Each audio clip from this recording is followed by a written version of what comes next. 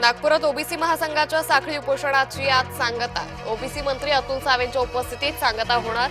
ओबीसीच्या आरक्षणाला धक्का लागणार नाही, सावेंची माहिती। वैभव खेडेकरांचा भाजप पक्षप्रवेश लांबणीवर, आज होणारा पक्षप्रवेश पुढे ढकलला, कारण मात्र अस्पष्ट। नारायण राणे जसलोक रुग्णालयात दाखल, राणेंवर आज होणार शस्त्रक्रिया। नागपूरच्या बाजारगावमधील सोलार कारखान्यात स्फोट, सोलर एक्सप्लोसिव्ह स्फोटक निर्मिती कारखान्यातील घटना, स्फोटात 25हून अधिक कामगार जखमी।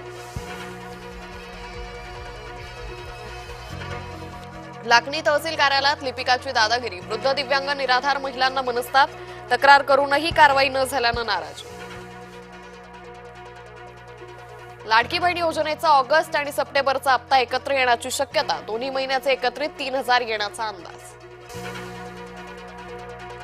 जीएसटीत आता 2च स्लॅब, 5 आणि 18% दराचा स्लॅब लागू होणार, 12 आणि 28% दराचा स्लॅब रद्द। मोदी सरकारचं देशवासियांना बंपर गिफ्ट, एसी, टीव्ही, खाद्यपदार्थ, साबण, कपडे, चपलांसह रोजच्या वापराच्या वस्तू स्वस्त होणार, आरोग्य विमा आणि जीवन विमा सवलत मिळणार। राज्याला 3 दिवस मुसळधार पावसाचा इशारा, कोकणासह मध्य महाराष्ट्र, विदर्भात पावसाचा अंदाज।